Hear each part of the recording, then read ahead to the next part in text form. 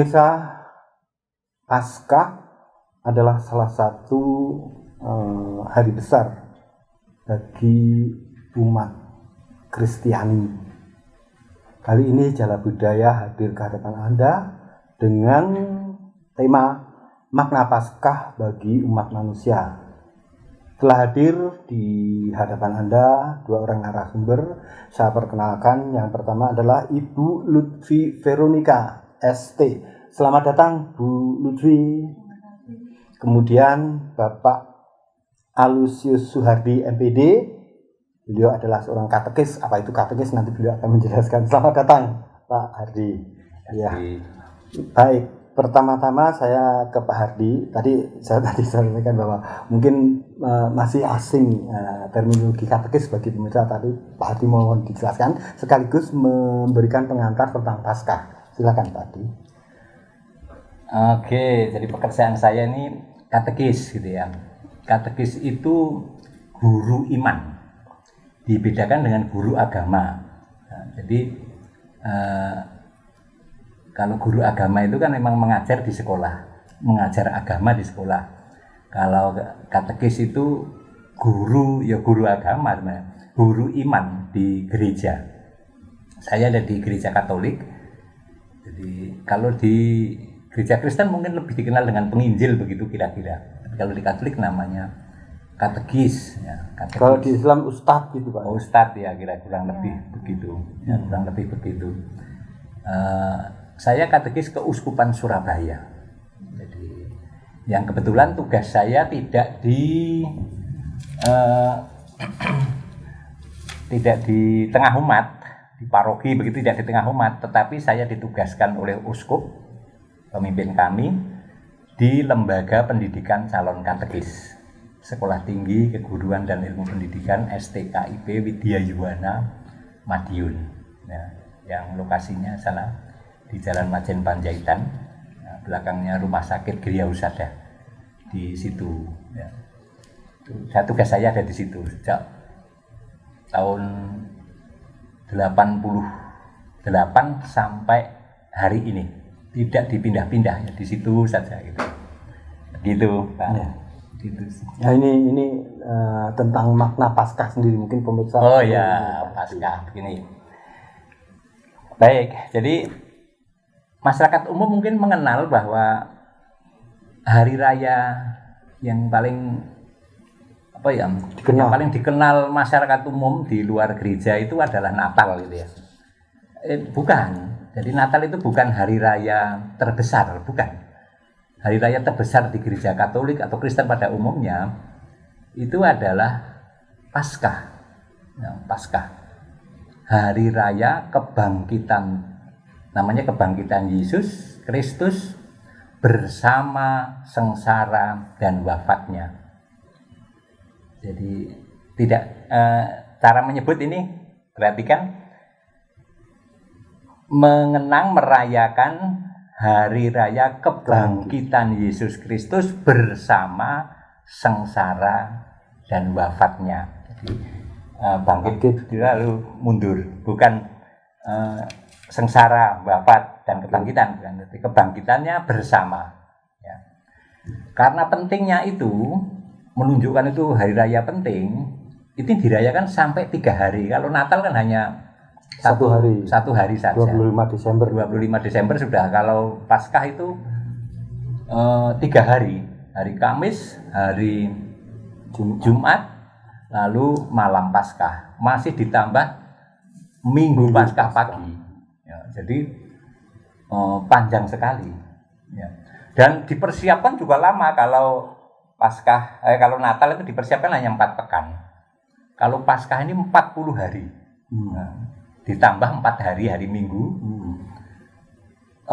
Merayakannya kalau Natal itu hanya 11 hari. 11 sampai 14 hari maksimum.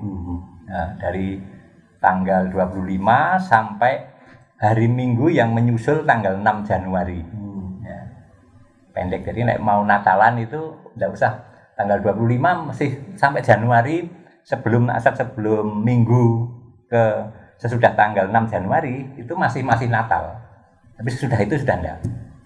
Nah, kalau Paskah 50 hari, Masih 50 jalan. hari ya, hampir 2 bulan.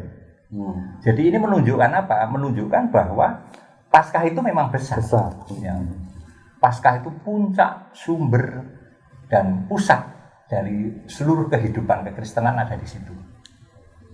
Gitu. Terima kasih Nah, Pak itu yang Adi. ini tidak dikenal oleh publik. Nah, makanya ini kalau ini saya mendapat kesempatan ngomong ini ya, karena lalu masyarakat umum akan lebih kenal, oh ternyata seperti itu. Seperti itu gitu ya.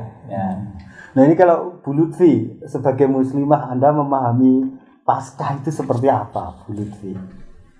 Pada dasarnya sebenarnya nggak ada gambaran hari Paskah itu model kayak gimana itu saya nggak ngerti gitu.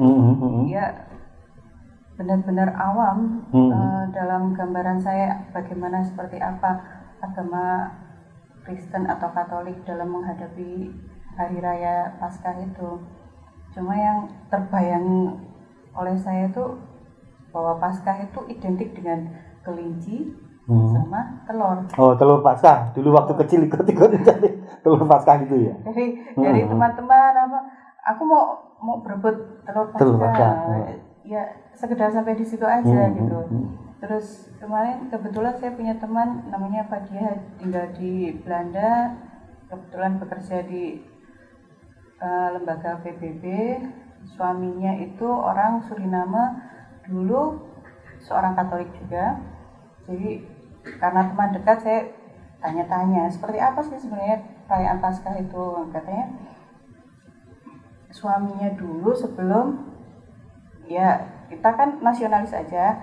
Nah suaminya setelah ini menjadi muslim, sebelum itu mereka merayakan Paskah itu dengan berpuasa 40 hari. Gitu. Puasa 40 hari, terus dimulai dengan hari Rabu Abu, diselesaikan pada Jumat Agung. Ya gambarannya seperti itu. Gitu. Terus ya ini ceritanya kekepoan saya kan.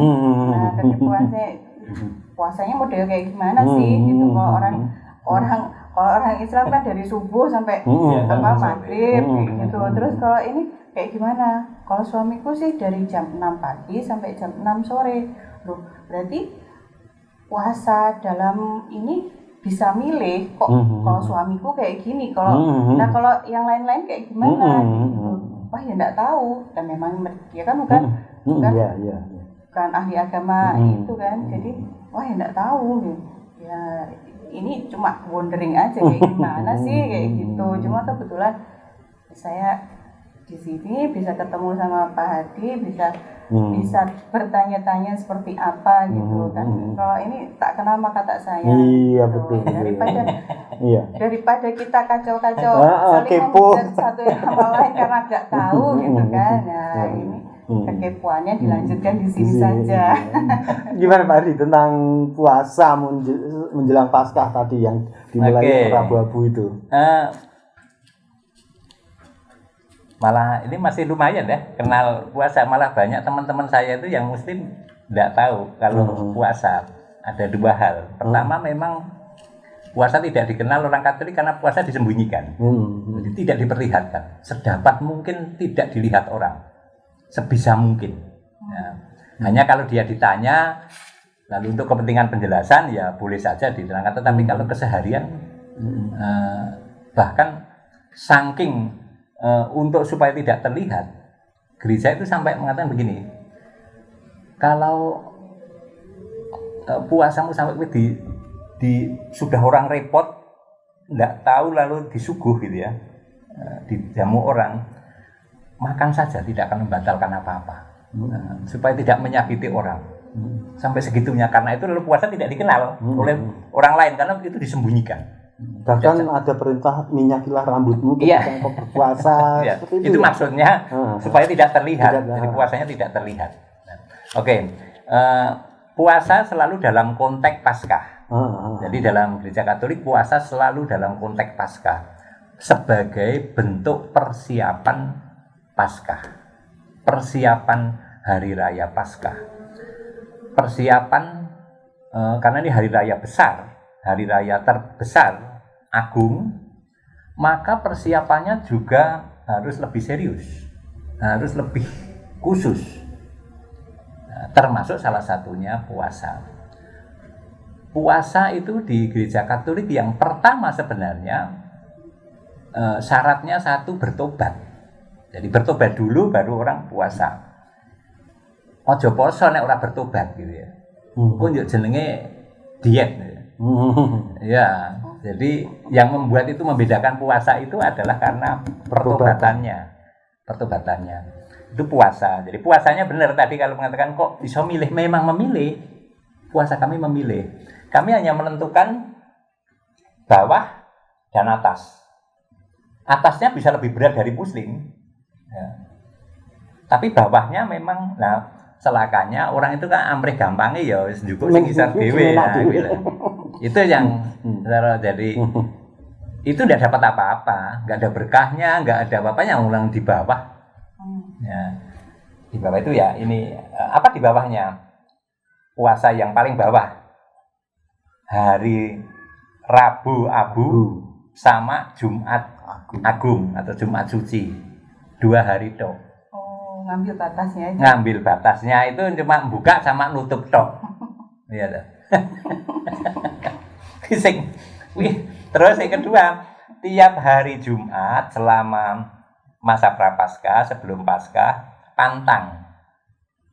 Pantang ki apa? Pantang ki ya ngurang-ngurangi, pantang garam apa pantang nek sing rokok ya pantang rokok, nek sing jajan ya pantang jajan. Itu tiap hari Jumat. Nah, itu batas bawahnya. Aja luwih kok iki aja dinyang meneh. Dan hari Jumat itu yang tadi pembukaan dan penutup itu ya aturannya. Aturannya apa? Aturannya adalah makan kenyang 1 kali. Nah, malah iso diplesetke makan kenyang sekali.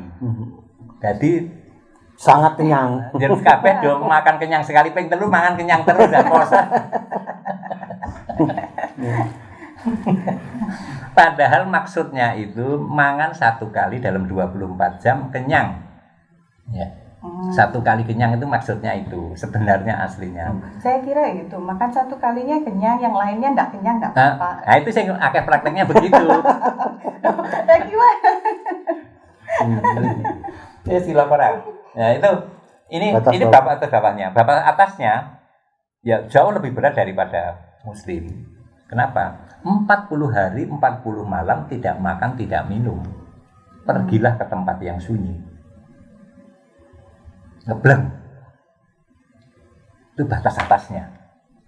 Kok sampai segitu? Iya, ini karena mengikuti teladan satu Nabi Elia melakukan itu, Nabi Musa melakukan yang sama, nabi-nabi yang lain juga melakukan, dan yang terpenting mengikuti teladan Yesus Kristus yang ketika memulai karyanya dengan 40 hari 40 malam dia berpuasa di padang gurun.